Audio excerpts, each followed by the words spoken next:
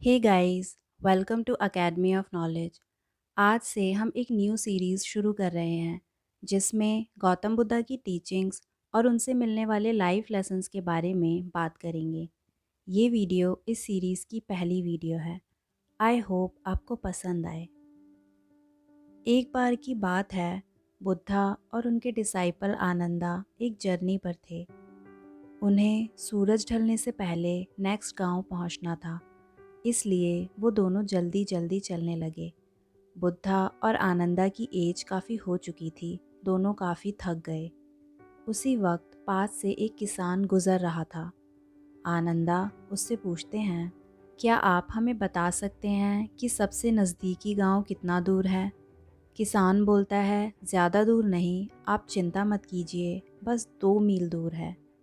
इतना कहकर किसान बुद्धा की तरफ देखता है और मुस्कुराता है, फिर वहाँ से चला जाता है। आनंदा और बुद्धा अपनी जर्नी कंटिन्यू करते हैं। 2 मील चलने के बाद जब कोई गांव नहीं दिखता तो आनंदा फिर से परेशान हो जाते हैं। तभी उन्हें एक बूढ़ी औरत दिखाई देती है जो लकड़ियाँ इकट्ठी कर रही होती है।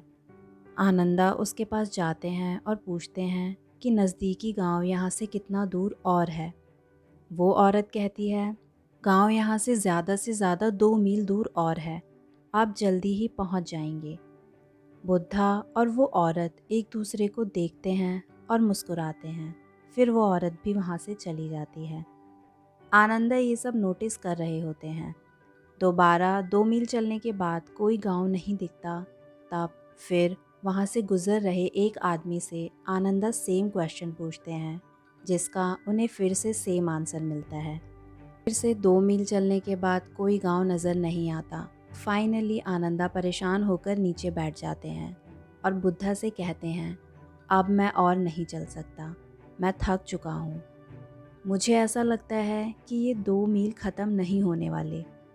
वैसे तो आनंदा को बुद्धा के साथ रहते हुए 40 साल हो चुके थे और वो जानते थे कि बुद्धा की टीचिंग्स पेशेंस का पाठ सिखाती हैं, पर वो अपने दिमाग में चल रहे क्वेश्चन को रोक नहीं पाए और बुद्धा से पूछते हैं कि हम जिन 3 लोगों से मिले, ना वो आपको जानते थे ना आप उन्हें जानते हैं, फिर क्यों आप एक दूसरे को देखकर मुस्कुरा रहे थे? इस पर बुद्धा कहते हैं, मैं उन लोगों को देखकर इसलिए मुस्कुरा रहा था क्योंकि हमारा काम एक जैसा है, लोगों को मोटिवेट करना, उन्हें आगे बढ़ने के लिए एनकरेज करना। बस 2 मील, थोड़ा सा और। बुद्धा आगे कहते हैं, मैं अपनी पूरी ज़िंदगी यही तो करता आया हूँ और अंत में हम सब वहाँ पहुँच जाते हैं जहाँ भी जाना चाहते हैं। बस थोड़ा वक्त लगता है और पेशेंस चाहिए होता है। मुझे पता था कि 2 मील बाद भी यहाँ कोई गांव नहीं है, पर अगर शुरुआत से ही कोई तुम्हें बता दे कि रास्ता 15 मील दूर का है, तो क्या तुम आगे बढ़ोगे? नहीं। लेकिन थोड़ा थोड़ा करके एक इंसान 2 मील की जगह 200 मील की जर्नी तय कर सकता है। बुद्धा कहते हैं, लोग जो हमें मिले थे वो झूठ नहीं बोल रहे थे, बस तुम्हें एनकरेज कर रहे थे। तुम आधा रास्ता तय कर चुके थे और ऐसे ही थोड़ी देर में गांव भी पहुंच जाते, पर अभी तुम्हें पता चल चुका है कि 2 मील बाद भी कोई गांव नहीं है, तो तुम सीधे हार कर बैठ गए। अब आता है कि इस कहानी से हमें क्या सीखने को मिलता है। ह्यूमन साइकोलॉजी ऐसी ही होती है। एक बारी में अगर कोई आपको बता दे कि कोई चीज़ कितनी बड़ी है, तो हम गिव अप कर देते हैं या फिर अपनी स्पीड कम कर देते हैं। हमें लाइफ में एक दूसरे को एनकरेज करते रहना चाहिए, क्योंकि हमें नहीं पता किसकी जर्नी लंबी है और किसकी छोटी, पर ऐसे ही छोटे छोटे स्टेप्स लेकर अपने गोल्स तक पहुंचा जा सकता है। काफ़ी बार लोगों को लाइफ में इस तरह की मोटिवेशन की ज़रूरत पड़ती है।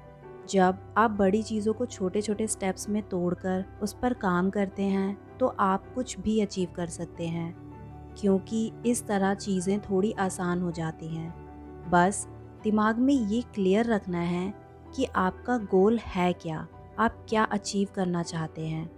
शुरुआत में ये जर्नी लंबी और हार्ड लग सकती है, बट अगर आप गिव अप नहीं करते हैं और लगातार आगे बढ़ते रहते हैं तो मंजिल तक पहुंचने से आपको कोई नहीं रोक सकता। सेम ऐसे ही आप अपने साथ के लोगों को जिन्हें मोटिवेशन की ज़रूरत है उनकी आगे बढ़ने में मदद कर सकते हैं। इसी तरह ये दुनिया बेहतर बन सकती है। आई होप आपको वीडियो पसंद आई हो। Thank you so much for watching.